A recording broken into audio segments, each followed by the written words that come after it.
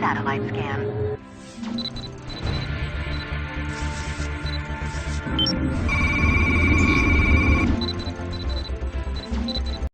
Central del Ecuador, Facultad de Filosofía, Letras y Ciencias de la Educación, carrera de Ciencias Sociales, presenta la trayectoria del ferrocarril transandino, sus aportes sociales y económicos a la sociedad ecuatoriana a inicios del siglo XX.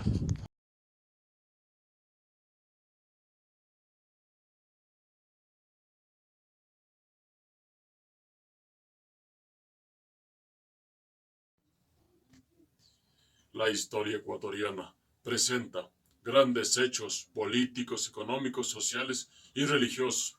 Uno de ellos fue la construcción del ferrocarril transandino como símbolo de unidad nacional que generó grandes aportes económicos y sociales durante el siglo XX. Y es aquí precisamente donde se ve reflejada la presencia de la revolución industrial en el Ecuador, uniendo las dos ciudades más importantes del Ecuador, como lo son Guayaquil como puerto principal y Quito, la capital ecuatoriana. Esta obra fue puesta en marcha por el presidente conservador Gabriel García Moreno y finalizada por el presidente liberal Eloy Alfaro, quienes enfrentaron diversos problemas durante su construcción. Acompáñenos a revisar la historia del ferrocarril transandino a inicios del siglo. Construcciones de las primeras vías ecuatorianas eran precarias y algunas de muy difícil acceso debido a la geografía de los Andes ecuatorianos. Al contrario, la región costa continuaba con un sistema de caminos de comunicación estable gracias a la presencia de ríos navegables. Entre ellos el río Guayas, el más importante canal de comunicación en el puerto de Guayaquil, comunicando el país con puntos internacionales y nacionales. La construcción de una red vial para la unión del país se establece como un objetivo primordial de la reciente República Ecuatoriana para lograr el intercambio de bienes y servicios entre las urbes principales, logrando el desarrollo de integración interna, comercio y comunicación con el exterior. Dicha acción solo se vio en intentos durante la llegada de Gabriel García Moreno a la presidencia. García Moreno y el ferrocarril. La Asamblea Constituyente de 1861 nombró a Gabriel García Moreno como presidente del país. Dentro de sus primeros actos fue exigir más poder, porque se encontraba en contra de la Carta Magna, que permitía la realización del crimen en exceso, y las penas impuestas eran demasiado blandas. Además, declaraba el Estado como regulador de la paz, la moral y dirección de la nación. Su objetivo de mantener la paz lo realizó mediante la mano dura. Afirmó que el Ecuador no mantenía buenas costumbres bajo la presidencia de un clero corrupto. Por tal razón inicia la imposición del catolicismo fanático.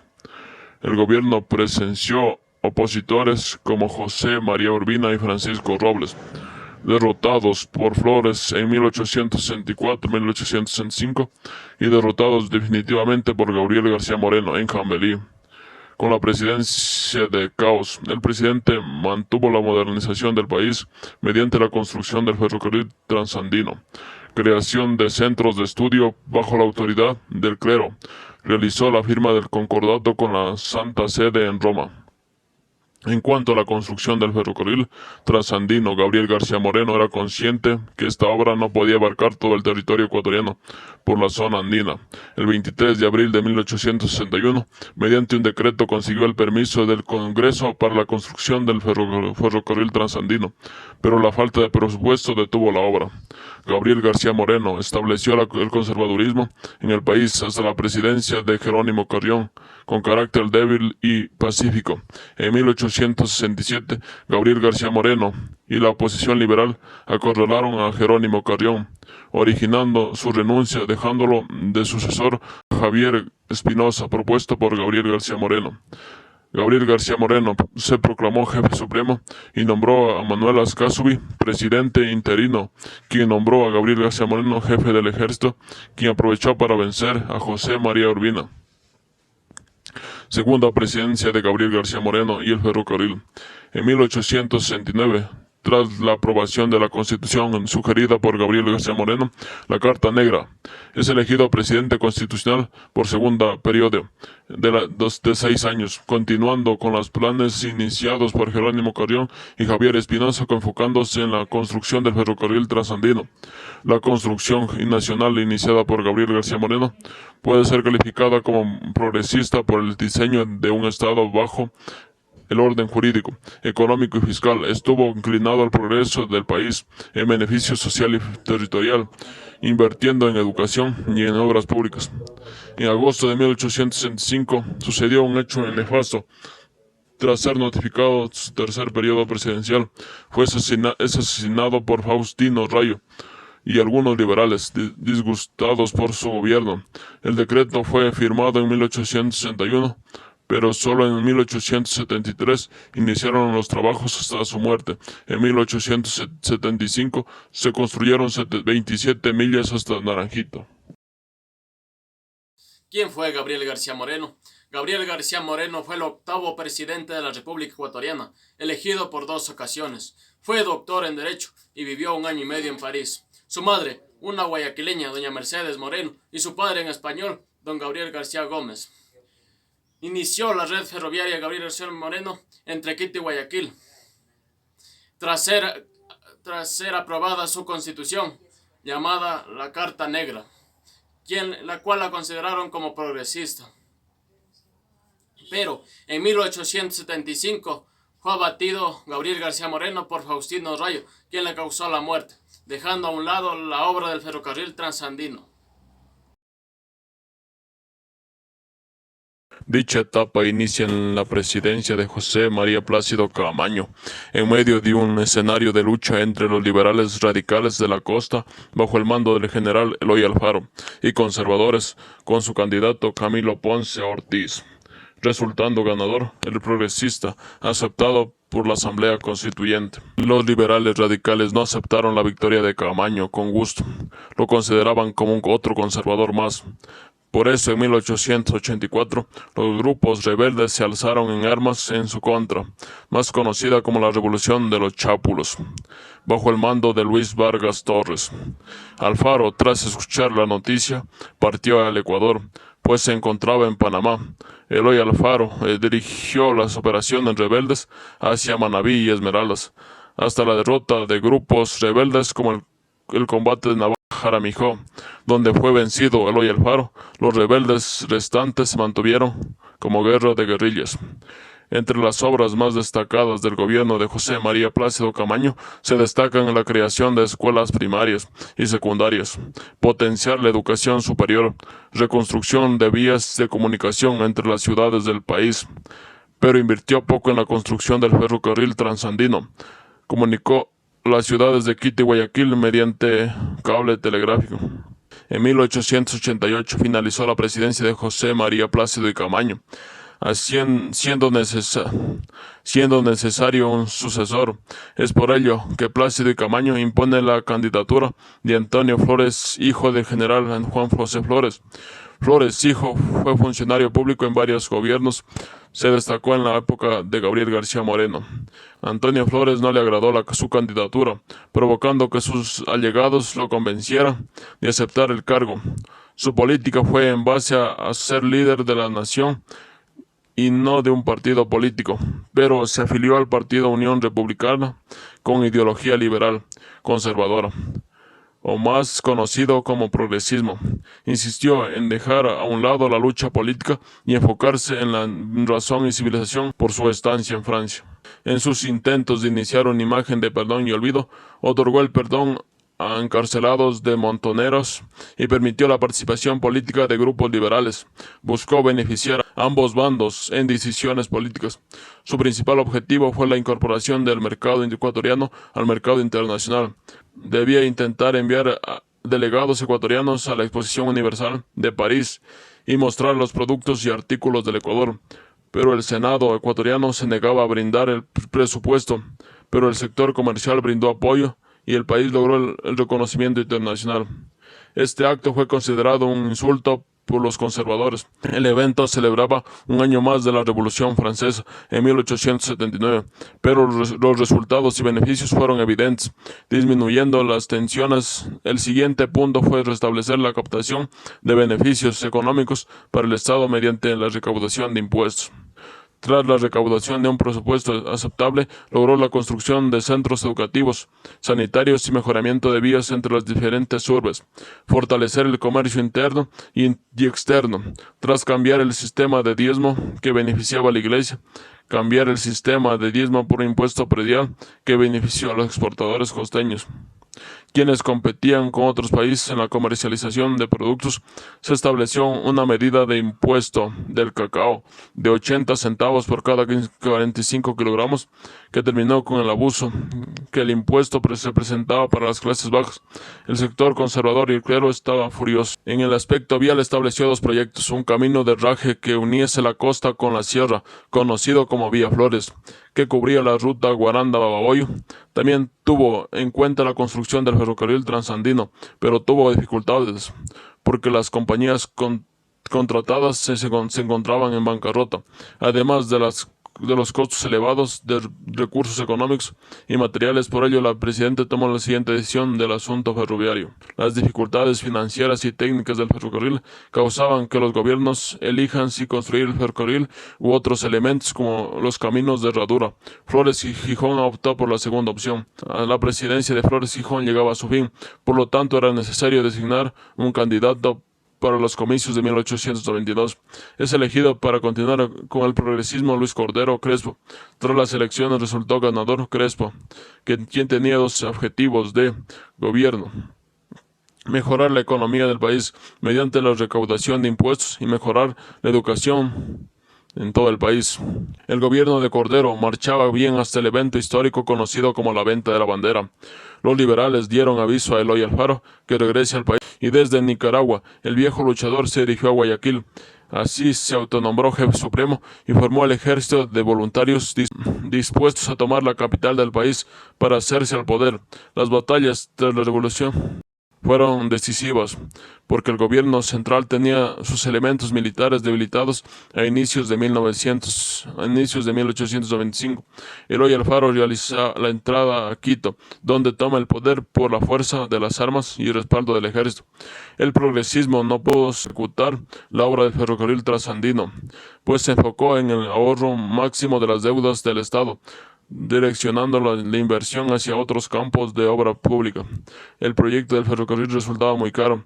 Esta indecisión por los gobiernos progresistas resultó perjudicial. La época progresista es un periodo de la historia ecuatoriana que mantenía una posición intermedia entre conservadores y liberales. Estuvo conformada por presidentes como Antonio Borrero, Ignacio de Ventimiglia, José María Plácido y Camaño, Antonio Flores Gijón y Luis Cordero Crespo. En esta última presidencia se presenció un evento histórico en el Ecuador conocido como la Venta de la Bandera, cuando Japón y China se encontraban en guerra. Chile era un país aliado de Japón y Ecuador era un país neutral. Chile hizo la compra de un barco llamado la Esmeralda de Ecuador para transportar material bélico hacia Japón, pero con el único error que el barco seguía manteniendo la bandera ecuatoriana. Este evento fue comunicado a Eloy Alfaro, quien aprovechó para poder ingresar a la presidencia ecuatoriana.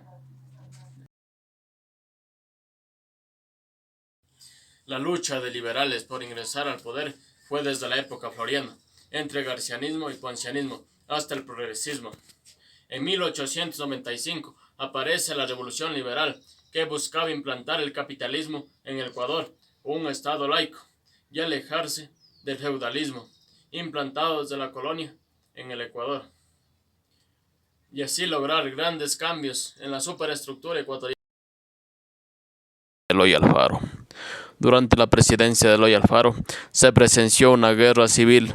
Las tropas conservadoras destruían todo el país, quienes reclutaban ejércitos partidarios de países vecinos que se oponían a Alfaro. pero las represiones fueron detenidas rápidamente. Eloy Alfaro dirigió un ejército para someter a Cuenca bajo su dominio, pero la gente estaba preparada para contrarrestar sus acciones defendiéndose con fusiles, tejas, piedras, agua y aceite hirviendo. Con la movilización en su mayoría controladas, Eloy Alfaro toma la decisión de formar una asamblea constituyente que designa como mandatario a Eloy Alfaro.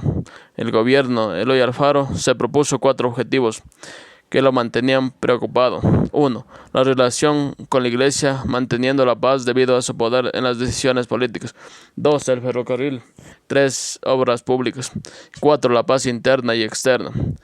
Buscó establecer la libertad de culto, porque no estaba de acuerdo con el concordato de Gabriel García Moreno, negociando de nuevo con la Santa Sede, y trataba de separar la Iglesia del Estado, logrando Alfaro en 1899 instaurar el patronato colonial, que impedía al clero participar en la política, sino solo en enfoque de evangelizar. Eloy Alfaro creó el registro civil para retirar a la Iglesia del registro civil de la ciudadanía y certificó que la educación sea laica y gratuita en todos los niveles, básico, primario, secundario y superior. Los colegios formarían a los futuros docentes de escuelas fiscales. Además, adoptó el patrón oro y reorganizó las Fuerzas Armadas. Permitió que las mujeres ecuatorianas trabajen como funcionarias del Estado. Eloy Alfaro se propuso el objetivo de unidad nacional y para lograrlo era mediante la construcción del ferrocarril transandino. Esta idea para Eloy Alfaro era tan grande que si no la cumplía, afirmaba, la revolución liberal no tendría sentido, porque el ferrocarril ayudaría en la economía y comunicación del país. Eloy Alfaro tuvo que enfrentar diversos problemas, como el coste económico y la geografía de los Andes durante su construcción. Se presenciaba un oscuro ambiente respecto a las instituciones o empresas constructoras del ferrocarril desde la época garciana, pero entra en acción Eloy Alfaro y contrata al ingeniero estadounidense Archer Harman, un constructor clave para la construcción de la obra. Archer Harman había llegado a Ecuador a la edad de 38 años. Tenía experiencia en la construcción de ferrocarriles de Virginia, Kentucky y Pensilvania. Su principal obra fue la construcción del ferrocarril transandino del Ecuador. La contratación se fundó con el título de Guayaquil and Quito Railway Company en la ciudad de Nueva Jersey, mediante la Constitución de 1897. Años después, se hicieron presentes las oposiciones como el Congreso, quien afirmaba un elevado precio para el Estado, además de Iglesia afirmando que el ferrocarril pondría en riesgo la religión, pero a pesar de los obstáculos establecía que la obra inicie en 1898, sin que impidan guerras, epidemias, pestes o desastres naturales. La inversión del ferrocarril transandino. Se presenciaron dificultades para llevar a cabo la construcción del ferrocarril transandino. No solo la decisión, sino conseguir los recursos económicos, por lo cual Archer Harman intervino recaudando fondos de millonarios ingleses y norteamericanos, porque tenía fe en Alfaro. En 1898 se desató la oposición del Congreso ecuatoriano contra la construcción del ferrocarril transandino, deteniendo los trabajos iniciados, afirmando que dicha obra marchaba contra la patria y negando la entrada de extranjeros al país por su explotación de petróleo. Pero Harman buscó financiamiento por parte de Inglaterra, pero desconocía la deuda que mantenía el país con los británicos desde las guerras de independencia. Pero al final se logró el financiamiento y construcción del ferrocarril gracias al coronel Shum, aprobada en 1898. Asociaciones constructoras del ferrocarril. La Guayaquil y Quito Railway, mediante el Congreso ecuatoriano de 1898 y capital de Gran Bretaña, y renegociaron la deuda externa del Ecuador. Harman superó las dificultades para iniciar la construcción del ferrocarril transandino. Harman contrató a la empresa constructora South American Construction Company de Nueva Jersey, constructora de vías férreas en América del Sur. Los trabajadores del ferrocarril se ralentizaron al descubrir que los trabajos realizados por los anteriores presidentes estaban en pésimo estado. La vía Durán-Chimbo. Los ingenieros mantenían los mismos problemas en la construcción del ferrocarril, la difícil geografía ecuatoriana y falta de personal por las enfermedades presentes de la costa como fiebre amarilla, entre otros, alejó trabajadores nacionales y extranjeros. Harman puso en marcha sus habilidades de contratista, abarcando a varias compañías constructoras para realizar rápido la construcción y con seriedad, dejando de lado los problemas presentes de anteriores gobiernos. Fue Archer Harman. Fue un empresario norteamericano que llegó al Ecuador en 1897 a la edad de 38 años, que buscaba su única oportunidad de hacerse rico. Trabajó en varios contratos con su padre, pero nunca fue jefe de una construcción. Fracasó en varios contratos, como el contrato de Colorado, Kentucky y Florida. Se consideraba como una persona importante y rica. Su talento se vio reflejado en la construcción del ferrocarril transandino del Ecuador. Desde su creación, el ferrocarril atravesó por diferentes inconvenientes. Para que el ferrocarril conecte la región costa con la sierra, Guayaquil y Quito, las principales ciudades del país, venciendo la geografía de los Andes, empinadas montañas, lluvias, crecidas de ríos como enemigos de la construcción presente. Harman continuó con la construcción del ferrocarril, enfrentando el coste material y económico, comunicando al faro los desastres presentes en el río Chanchán, montañas y construcción de la vía Bucay, donde se presentaron peligros de fauna y flora. Los Andes presentó inconvenientes a la construcción del ferrocarril en la hoya de Chanchán, un desvío inevitable para que el tren arribe a la UCI. Y también se debía superar el cerro denominado la Nariz del Diablo, mediante el empleo de la pólvora por los obreros, quienes morían por piedras en el pecho. Se desarrolló una solución para solucionar el problema del cerro Nariz del Diablo, mediante una serie de curvas comunicadas para que el tren trascienda por la ladera del cerro en manera de zigzag. Esta idea dio la vuelta al mundo. A la UCI resultó beneficiada por la llegada del tren como atractivo turístico por el zigzag de la Nariz del Diablo. En la red ferroviaria ascendió a la sierra ecuatoriana, atravesando a la UCI y la Nariz del Diablo, y de ahí avanzar hacia el norte hasta llegar a Quito, atravesando por Riobamba y Ambato. Pero continuaban los problemas. Ahora en el puente 59, en la quebrada de Chucos, de 115,3 de longitud y 37,62 metros de altura. Se realizó mediante cable vías de acero, detenidas de hormigón en ambos lados de la quebrada. El éxito del puente permitió el avance de la obra del ferrocarril. Luego de enfrentar los problemas de la Nariz del Diablo y el puente de Chucos, el próximo reto se estableció en Palmira, provincia de Chimborazo, de tierras desérticas, que en el día la temperatura aumentaba, pero en las noches la temperatura bajaba terriblemente.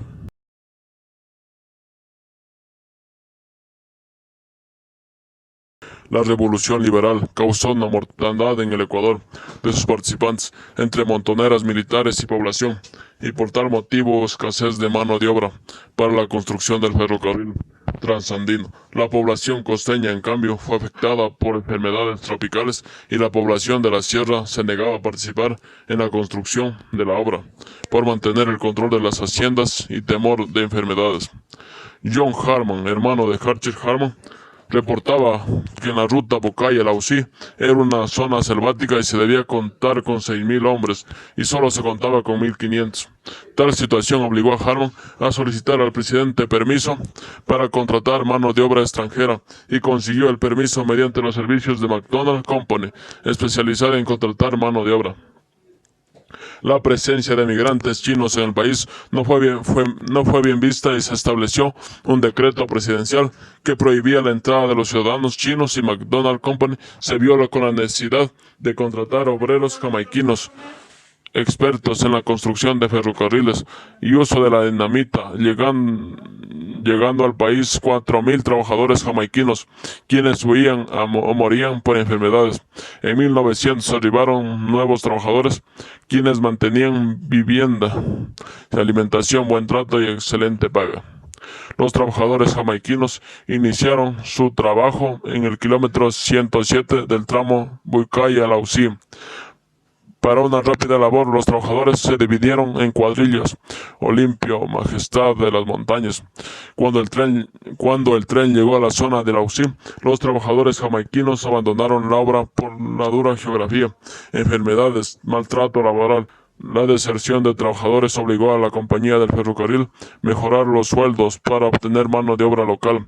Los obreros seguían disertando por la geografía y injusticia laboral que llevó al presidente a crear la ley de peones, que sostenía que los peones podían ser encontrados y capturados y regresados a la obra abandonada.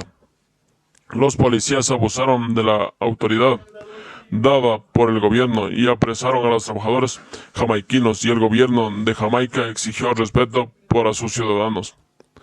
Las enfermedades tropicales afectaron la construcción de la zona costeña de Bucay hasta la sierra y presencia de animales salvajes.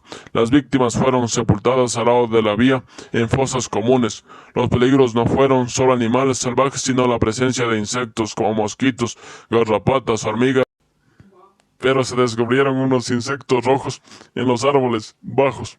Pero siguieron enfermedades como la viruela, disminuyendo el 40 y 60% de trabajadores activos. La peste bubónica o peste negra azotó a Europa en el siglo XVI, considerada como el castigo de Dios. Aquella misma enfermedad azotó a los obreros ferroviarios, nativos y extranjeros, por las pulgas presentes en el pelaje de las ratas. Por tal motivo, la compañía del ferrocarril fumigó los vagones antes de su salida. En el siglo XX, Eloy Alfaro quitó el poder a la Iglesia y las instituciones de la salud por intensificación de enfermedades, lo que abrió las puertas a la medicina tradicional para enfrentar enfermedades como tras la Revolución Liberal. El Estado tenía la responsabilidad de cumplir con las propuestas de Eloy Alfaro, resaltando la salud de la sierra por conocimientos ancestrales, las limpias hierbas medicinales, evitando enfermedades por el clima y alimento. Entre las enfermedades se encuentran la fiebre por infecciones o picaduras de mosquitos y malestar estomacal. O cultura de nuestra patria. Enfermedades en Quito. Tifoidea. Quito, la ciudad más afectada por enfermedades graves que picaduras leves o dolor estomacal, que se trataban con hierbas medicinales. Iniciamos por la tifoidea, producto de la bacteria en aguas estancadas, presentes en las calles de Quito, que carecían de alcantarillado. Las vertientes Ermita y Atacazo brindaban agua en la ciudad, pero no se libraban de la contaminación de los habitantes, que provocaban enfermedades. En 1908, el Cabildo de la ciudad tomó cartas en el asunto, mejorando servicios higiénicos en casas y escuelas. Tuberculosis pulmonar. Se presenta en el Ecuador en el año 1892, provocando disputas entre partidos políticos, afectando la economía por posturas de liberales radicales y progresistas, reflejando en el país, causando en pobreza y enfermedades.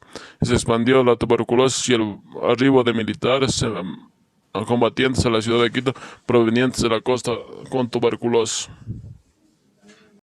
Enfermedades en Guayaquil.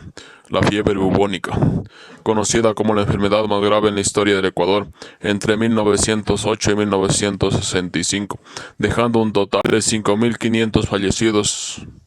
Enfermedad producto de basura y las ratas que transmitían la enfermedad por mordeduras y pulgas. El enfermo presentaba intensa fiebre, escalofríos, tos con sangre, gangrena y presentación de bubones en la piel que soltaban mal olor, y el paciente vivía entre 4 y 5 días. Era imposible fumigar las calles y los habitantes no tomaban medidas de seguridad.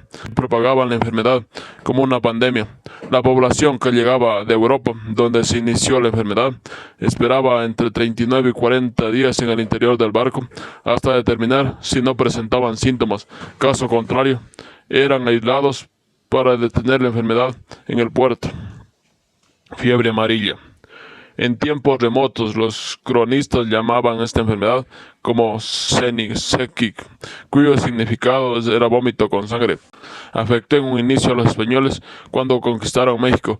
Se conoció con diferentes nombres: tifo americano, mal de Siam, tifo actiroides, tifo amarillo, y en Guayaquil se llamó vómito prieto por su color negro. Luego de muchos estudios se reveló que la enfermedad se originó en África y en 1740 se reportó en Ecuador a pacientes vomitando sangre. En 1842, una embarcación británica, Reina Victoria, que abrió el puerto de Guayaquil, estaba contagiada por enfermedad y en poco tiempo estaba contagiada toda la población por mineros que llegaban de bares. El doctor Mascote descubrió la enfermedad, pero fue ignorado por la población. Los enfermos eran arrojados a las calles hasta su descomposición. Las autoridades elaboraron una fosa común donde eran arrojados los cadáveres. La economía decreció producto de las enfermedades, que estaba la mano de obra. Se amplió hierbas medicinales producto de la sierra. El gobernador Vicente Rocafuerte establece normas sanitarias para evitar los contagios, evitando que el agua llegue a empozarse, mantener las calles limpias, creación de otro cementerio, porque morían entre 25, 36 y 45 personas por día. Esta pandemia dejó 40.000 muertos en Guayaquil.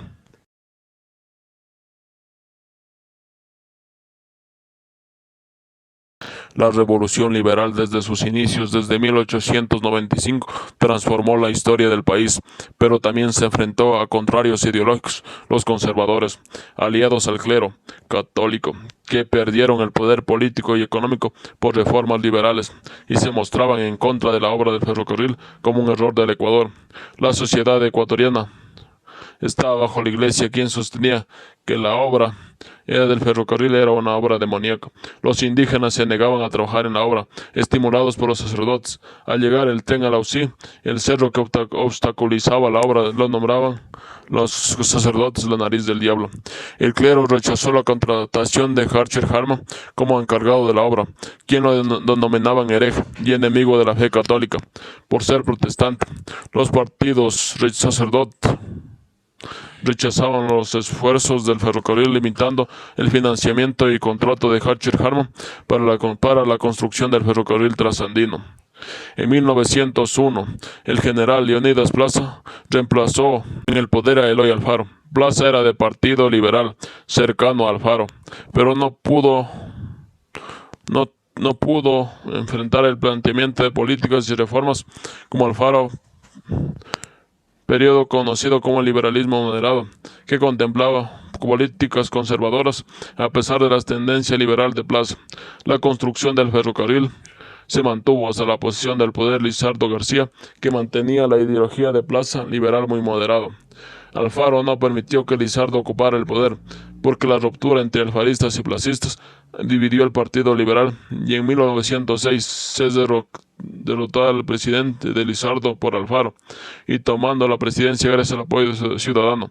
Eloy Alfaro continuó la construcción del ferrocarril trasandino hasta llegar a Quito. Ya en 1906 el tren llegó ya a Riobamba.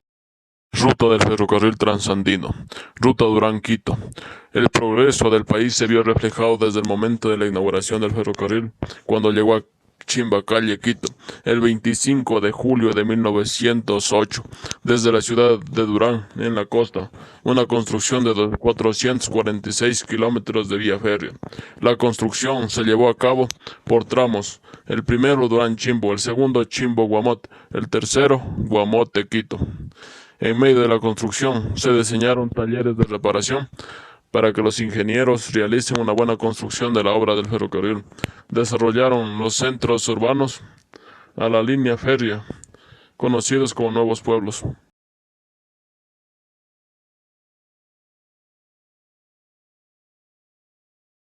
Obra del ferrocarril después de Alfaro. El ferrocarril permitió el ingreso de la revolución industrial en el país, permitiendo la exploración de recursos naturales para mejorar la economía. A pesar que la inversión en la obra fue alta, las recompensas fueron grandes. En el comercio y exportación, permitió la migración de la región sierra hacia la costa del país. Alfaro establece una alianza de clases dominantes en la sierra y costa para la creación de bancos al mejorar la economía, como el Banco de la Unión 1880, en 1884 Banco del Ecuador, 1885 Banco Internacional, 1906 Banco del Pichincho. El ferrocarril permitió la construcción de centros urbanos en la ruta Guayaquil-Quito, el crecimiento económico de la provincia de los Andes como Quito, Cuenca, Riobamba. Se establecieron como sucursales de bancos Latacunga y Ambato. El ferrocarril transandino unió las regiones costa y sierra, dejando de lado a la región amazónica. El 28 de enero de 1912, la revuelta popular conservadora termina con la vida de Eloy Alfaro, representante de la obra del ferrocarril transandino. Segunda presidencia del general Leonidas Plaza. Se enfocó en mantener un gobierno de paz, pero se vio afectado por la Revolución Conchista o Guerra Civil el 24 de septiembre de 1913 de Carlos Concha, antiguo oficial de Alfaro, por la grave crisis económica del país. En 1910, con temor de una guerra con Perú, Alfaro consigue un préstamo del Banco Comercial y Agrícola de Guayaquil, iniciando a crecer la deuda del Ecuador. Durante la guerra aumentaba la deuda, originando la bancarrota del país, y producto de la Primera Guerra Mundial, provocó la caída de exportaciones del Ecuador a Europa. El hecho presente en el mundo entero llevó al general Plaza a establecer la ley de inconvertibilidad que prohibía el cambio de billetes por oro. Muchos países tomaron esta ley porque países europeos negaron los pagos en oro.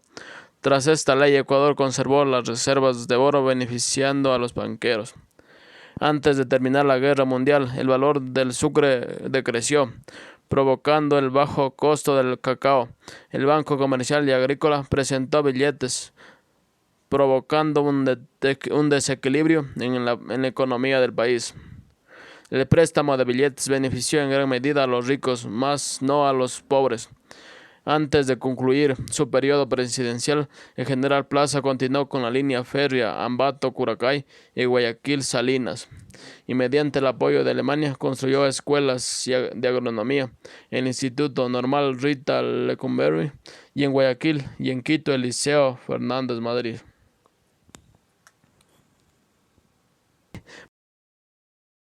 Del doctor Alfredo Baquerizo Moreno. Ingresó al poder el 1 de septiembre de 1916. Perdonó a los conchistas para instaurar la paz en el país. Redujo horas laborales a 8 horas diarias. Abolió deudas de tierra y concertaje. Logró cambios en lo social y económico, pero no en lo económico. Hizo circular billetes y monedas de níquel para evitar las de oro y plata. Dentro de sus obras se destacan la carretera Milagro Naranjito, estación del ferrocarril en Chimbacalla, en Quito, luz eléctrica en Uyumbicho, Aló, Jipijapa, Vinces. Creó hospital en Quito, el hospital militar, y en Zaruma.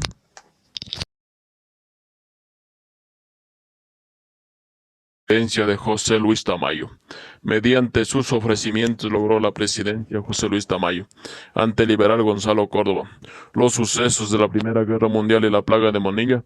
El precio de importación del cacao estaba afectado, que bajó de $26,75 a $12 la libra, y la exportación bajó de $10,6 millones a $7,6 millones.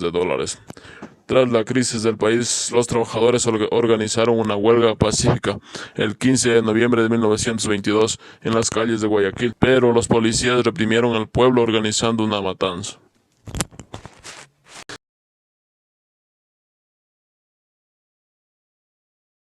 Movimiento Cívico-Militar 1925. El 9 de julio de 1925 ocurrió un golpe de Estado encabezado por militares, poniendo fin a la bancocracia del Banco de Guayaquil, que beneficiaba a los banqueros. El movimiento estalló en dos ciudades, en Guayaquil al mando de Mendoza Vera y en Quito por el general Gómez de la Torre. Desconoció el gobierno de Córdoba, la junta militar integrada por Napoleón Dillon, los generales Francisco Gómez de la Torre, Moisés Oliva, que tomaron las medidas de fiscalización bancaria, de impuestos a la renta y utilidades, Las políticas beneficiaban a los obreros. Tras la Revolución Juliana, establece el descanso dominical y regular las horas de trabajo.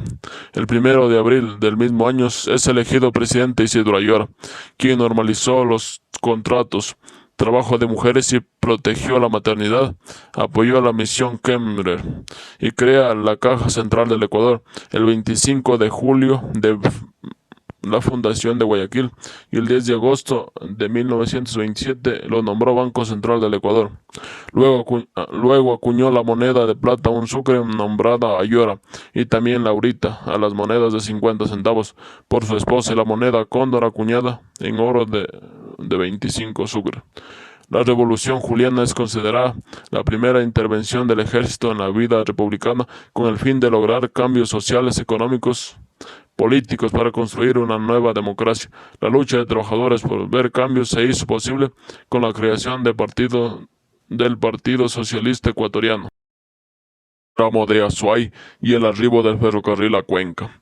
El ferrocarril en el Ecuador mejoró la movilidad, negocios, comercio, mercado, relación personal y regional. El desarrollo se acogió a las mejoras económicas. El Ecuador, país de labradores y artesanos, se vincularon al ferrocarril como símbolo de unión nacional.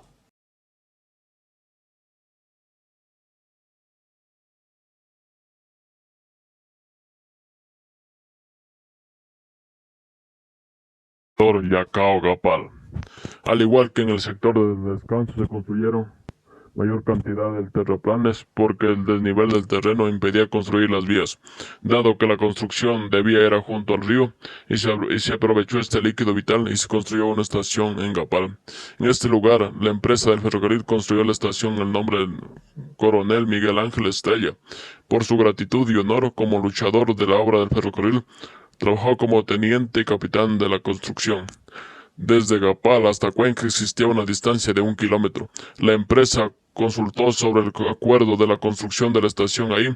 Con bases técnicas hicieron el pedido de la construcción ahí en la Hacienda Bolívar, en lugar apto para establecer oficinas. Tren Cibambe. Cuenca, tras el paso de 57 años de construcción del ferrocarril, por fin arribó a Cuenca con 3 fechas tentativas. La primera el 3 de noviembre de 1964, la segunda en diciembre, la tercera el 27 de febrero, pero se celebraba el Día del Ejército y se suspendió. Pero finalmente el 6 de enero de 1965, el ferrocarril, el diario Mercurio, publicaba en sus primeras hojas el arribo del ferrocarril a Cuenca, que procedía de Durán a las 6:20 p.m. El sueño de Alfaros de Unión Nacional era evidente, a pesar de su fallecimiento. La gente esperaba con ansias la llegada del ferrocarril, a pesar del adelanto de camiones, comerciantes y automóviles presentes en la provincia. Los habitantes festejaron en la estación de Gapal y en el descanso admirando la llegada del novedoso medio de transporte. La locomotora Balding fue la primera en llegar a Cuenca y la que cubrió el trayecto Guayaquil-Cuenca, enfrentando dificultades en las montañas de la sierra, vías en zigzag.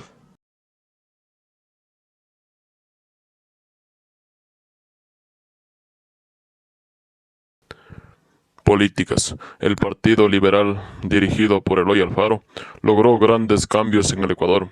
Con la obra ferroviaria se logró grandes progresos, pero la división del Partido Liberal, moderados y radicales, provocó algunos problemas, como el golpe de Estado que nombró a Eloy Alfaro presidente por segunda ocasión, provocando más conflictos y concluir con su asesinato, conocido como la Hoguera Bárbara, provocada por partidos conservadores, y nombraron a Leonidas Plaza presidente los siguientes años. El ferrocarril facilitaba el transporte de militares que se encontraban en guerra contra el Perú en 1910, mejoró el comercio entre las provincias, beneficiando a la burguesía costeña, en especial a los banqueros. Consecuencias económicas. Cambió la actividad comercial y productiva entre la costa y la sierra. La sierra bajó la modalidad de haciendas como centros de producción agrícola, en cambio la región costa mantenía plantaciones para el comercio internacional de cacao y banano. Pero con el ferrocarril mejoró el comercio entre regiones y el mundo, mejorando los ingresos de la burguesía de la costa y logrando cambios en la región sierra, que mantenía una producción semifeudal, producto de la colonia, que fue sustituida por el capitalismo de la Revolución Liberal. En 1910, la producción de banano y cacao aumentó en la región costa, producto de la migración interandina, gracias al ferrocarril. La mejora del país trajo consigo problemas en las clases sociales burguesas que no trataron bien a los obreros, generando inconformidad. Hijo el levantamiento, lo más conocido fue el 15 de noviembre de 1922 en Guayaquil, exigiendo los derechos laborales, pero José Luis Tamayo reprimió las protestas, causando la muerte de varios trabajadores. Consecuencias sociales. La sociedad ecuatoriana a finales del siglo XIX estaba en problemas con la separación de las clases sociales, producto del sistema colonial. Las élites serranas y costeñas eran descendientes de criollos españoles, los mestizos, indígenas, negros, etc. seguían reprimidos. Se mantenía la religión católica en el Ecuador. Tras la Revolución Liberal se declara el Estado laico. Las consecuencias culturales. Se considera al Ecuador como una sola cultura, tras la presencia de varios grupos étnicos, con tradiciones, idiomas, costumbres, arte, etc., que nos hace únicos. Pero la presencia de varios grupos étnicos es irregular y acompañada de conflictos. La separación entre las regiones costa y sierra ocasionó la separación entre grupos humanos. El ferrocarril permitió la unión entre las dos provincias como símbolo de unión nacional. Los habitantes de la sierra se comunicaron con la costa, originando nuevas costumbres y cambios en la vestimenta, dialecto y festividades. La conexión del Ecuador con el mundo entero permitió el avance con la tecnología, producto de la revolución industrial. La economía en la primera etapa del siglo XX. A finales del siglo XIX, el capitalismo entró en la fase de imperialismo, dando origen a grandes monopolios. El reparto del mundo entero entre potencias capitalistas era evidente. Gran Bretaña, considerada una potencia mundial en esa época, pero algunos países competían con esta potencia, que originó la Primera y Segunda Guerra Mundial, dando el paso a Estados Unidos como primera potencia. Los monopolios invertían en el mejoramiento de transporte, como ferrocarriles, comunicaciones y minería. A finales del siglo XIX e inicios del siglo XX, Ecuador pasaba a ser mayor productor de cacao a nivel mundial, actividad que estaba en unas pocas manos. Mediante un salario, el comercio de importación de manufacturas, artículos y alimentos lo realizaban emigrantes extranjeros. El comercio exterior del país se triplicó entre los años 1880 y 1920, vinculando al país al mercado internacional. Tras mejoras en la economía a inicios del siglo XX, el sistema financiero lo realizaban dos bancos, el Banco del Ecuador y el Comercial y Agrícola, bancos hipotecarios, banqueros individuales, cajas de ahorro y aseguradoras. Alrededor de los bancos mejoraron grupos económicos sujetos al comercio, industria y posesión de tierras. Estos bancos, en comparación del Banco Comercial y Agrícola, podían emitir dinero y dar créditos a productores. En 1885 se crea el Banco Internacional, el mayor rival del Banco del Ecuador. Muchos de los bancos emitían sus propios billetes. En 1898, Eloy Alfaro crea el talón de oro, que consistía en que a mayor endeudamiento recibía mayores recaudaciones en monedas de oro. Los pagos no tenía banco propio, y en 1906 se crea el Banco Pichincha, que mejoró aumentó el comercio entre la costa y sierra, generando ingresos económicos, y los habitantes de la sierra depositaron su dinero en este banco. El Banco Comercial y Agrícola entró en quiebra tras la ley dictada por el gobierno a plaza de inconvertibilidad. El Banco del Ecuador, considerado una fortaleza bancaria desde 1876 hasta 1917,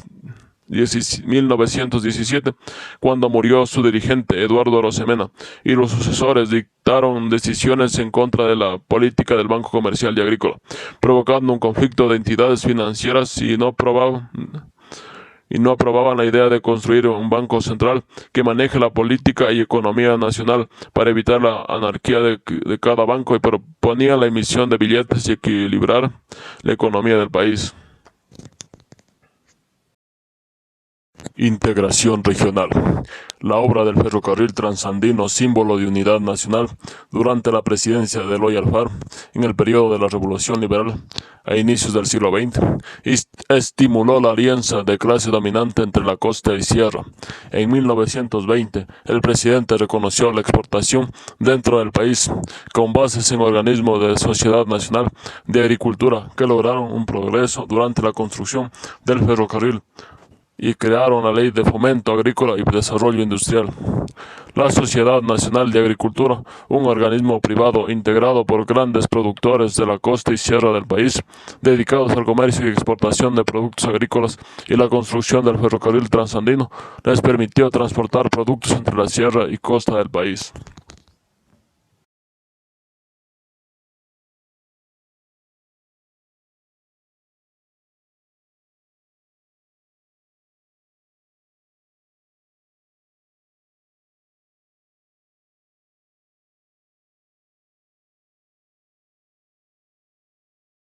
Que abarcan economía y tierras.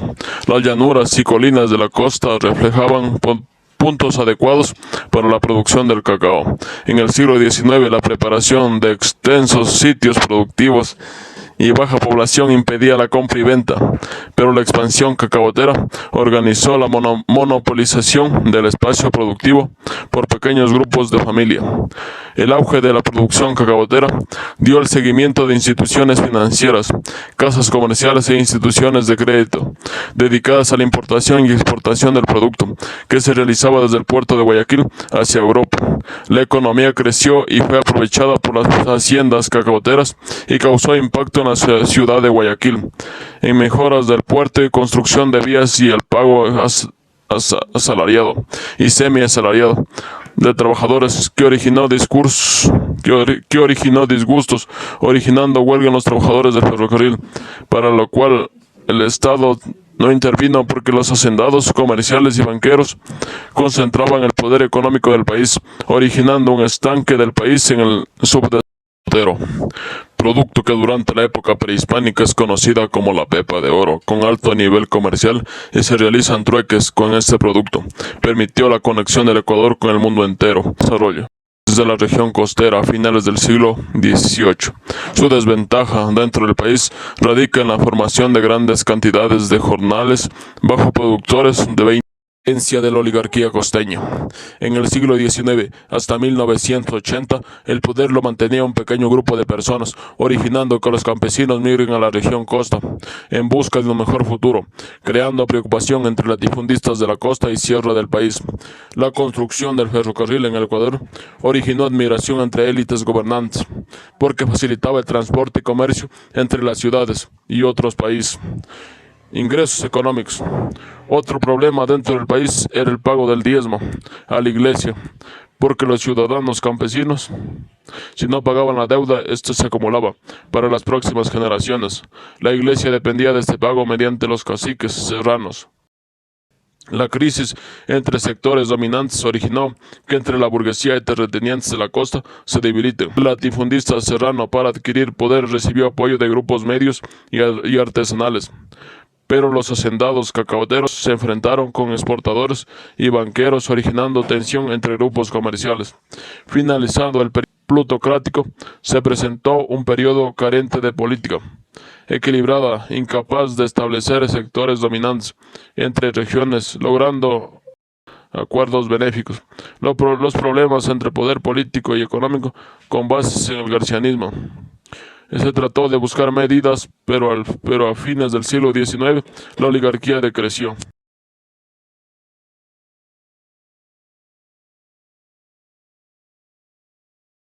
Sociales, mejores niveles salariales.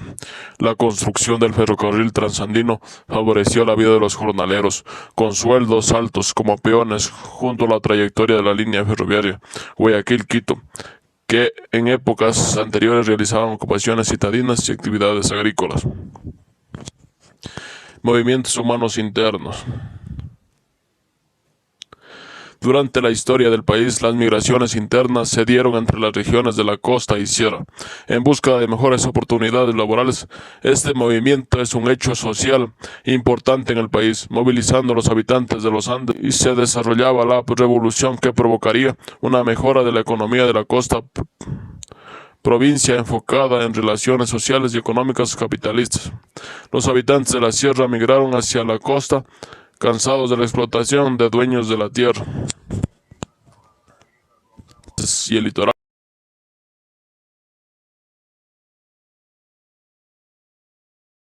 De natalidad y mortalidad. El territorio ecuatoriano a fines del siglo XIX e inicios del siglo XX se vio afectada durante la construcción del ferrocarril transandino por dureza del clima, enfermedades como la fiebre, disentería, el clima originaron que la población de la costa y sierra disminuyera. La mortalidad variaba entre el 30% y 40% entre ciudades de comercio que mantenían mayor cantidad de habitantes, los nacimientos mediante matronas, ya que la mayor cantidad de población no accedía a centros de salud. En 1861 y 1871 se registra mayor cantidad de nacimientos en la sierra que en la costa. La mortalidad se causaba por enfermedades como la fiebre amarilla, tuberculosis, tos ferina, causaron la muerte del 50% de la población.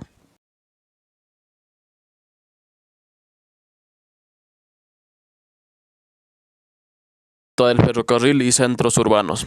La trayectoria del ferrocarril trasandino fue considerada el ferrocarril más difícil del mundo, por atravesar la demografía de las cordilleras de los Andes, acompañada de condiciones climáticas, laderas, pendientes y altitud como desafíos para los trabajadores. La ruta del ferrocarril trasandino atravesó diferentes conflictos de altura, como la estación más baja de Ambato y la más alta de Cotopaxi, diferenciando entre 854 y 1033 metros. En la región costa se localizaba la estación más baja de Yaguachi y la más alta en Bucay, diferenciando entre 291 metros. Con el resultado de estos datos podemos afirmar que se construyó la ruta con mayor facilidad. Se presentó un mayor avance en la región costa, en especial en Guayaquil, por su relación económica, creando sucursales en bancos de Latacunga, Ambato. El retraso en la región sierra se debía por falta de comunicación, pero gracias al ferrocarril se logró que el capital circulante aumente en un 50%, mejorando la economía. La región amazónica estaba lejos de establecer un sistema económico y comercial, incomunicada por la presencia de los ríos y sectores selváticos, considerada como rural, y se vio en conflictos en 1941 por intereses peruanos. Podemos afirmar que el ferrocarril trasandino no se unió con la región amazónica de la costa.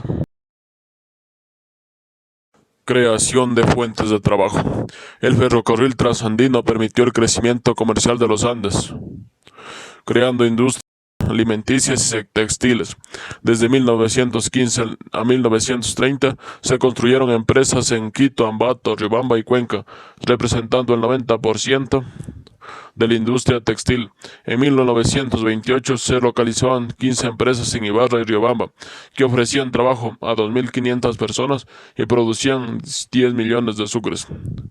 A inicios del siglo XX se nota un desarrollo económico de las provincias de los Andes, atravesadas por el ferrocarril trasandino, dedicadas a la plantación de eucaliptos, importación de ganado, semillas seleccionada y cultivo. Se beneficiaron con la comunicación con diferentes mercados urbanos locales.